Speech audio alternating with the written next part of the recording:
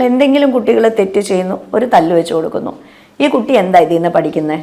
അമ്മയ്ക്ക് ദേഷ്യം വന്നു, അല്ലെങ്കിൽ അച്ഛന് ദേഷ്യം വന്നു. കാര്യം കുട്ടി ഇമ്മീഡിയറ്റ്ലി കാണുന്നത് ഞാൻ ചെയ്ത തെറ്റല്ല, അമ്മയുടെ മുഖത്തെ എക്സ്പ്രഷനാണ്, അത് ദേഷ്യമാണ്. അത് ഈ കുട്ടിക്ക് തിരിച്ചറിയാം.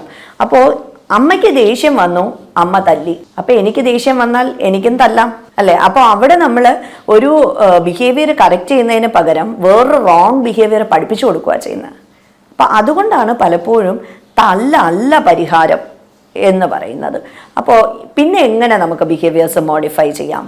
ഇതെന്താണ്, ഈ ബിഹേവിയർ കാണിക്കുന്നതിൽ എന്താണ് പ്രശ്നമുള്ളത് എന്നുള്ളത് നമ്മൾ അന്വേഷിക്കണം. അത് ഓരോ പ്രായമനുസരിച്ചും വ്യത്യസ്തമായിരിക്കും, കുട്ടികളുടെ സ്കില്ലനുസരിച്ച് വ്യത്യസ്തമായിരിക്കും. ഇപ്പോൾ സാധാരണ എൻ്റെ ക്ലിനിക്കിൽ വരുന്ന കുട്ടികളുടെ പാരൻസിനോട് ബിഹേവിയറൽ ഇഷ്യൂസാണ്, ഭയങ്കര ദേഷ്യമാണ്, കിട്ടുന്ന സാധനമൊക്കെ എടുത്ത് വലിച്ചെറിയും, കഥകടച്ച് ഇങ്ങനെ പൊട്ടിക്കുന്ന വിധത്തിൽ കഥകടയ്ക്കും, ഇല്ലെങ്കിൽ വളരെ ഉച്ചത്തിൽ ഷൗട്ട് ചെയ്യും എന്നൊക്കെ പറയുന്നത്, ഇതൊക്കെ എന്തിനാ കുട്ടി ചെയ്യുന്നത്? ഇതാണ് ആസ് പാരൻസ് നമ്മൾ ആദ്യം ആലോചിക്കേണ്ടുന്ന കാര്യം.